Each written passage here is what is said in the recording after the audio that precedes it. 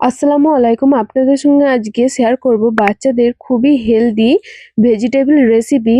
এখানে আমি নিয়ে নিয়েছি বিট, ওলকপি, গাজর, কাঁচা টমেটো, পেঁয়াজ, মটরশুঁটি আর দু রকমের ডাল, মুসুর ডাল আর মুগের ডাল।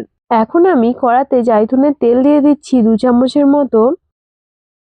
তারপর সমস্ত সবজিগুলো দিয়ে ওতে 1 চামচ হলুদের গুঁড়ো আর 1 চামচ নুন দিয়ে আগে থেকেই ধুয়ে রাখা ডালগুলো এতে দিয়ে দিলাম।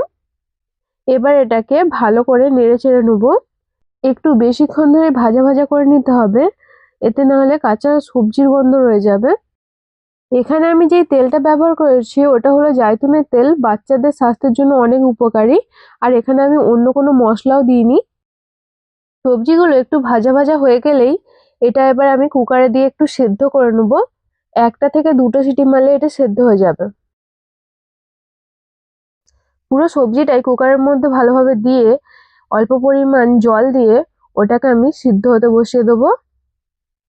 এবার আমি এটা ঢাকনা এঁটে গ্যাসে বসিয়ে দেবো। 2টো সিটি মারতেই খাবারটা রেডি। এবার আমি আপনাদেরকে খুলে দেখাচ্ছি। খুব কম সময়ে খুব সুন্দর সিদ্ধ হয়েছে আর এতে সমস্ত পুষ্টিগুণই আছে বাচ্চাদের জন্য, খুবই ভালো খাবার। আপনার বাড়িতেও যদি বাচ্চা থাকে একবার ট্রাই করে দেখতে পারেন। দেখা হবে পরের ভিডিওতে।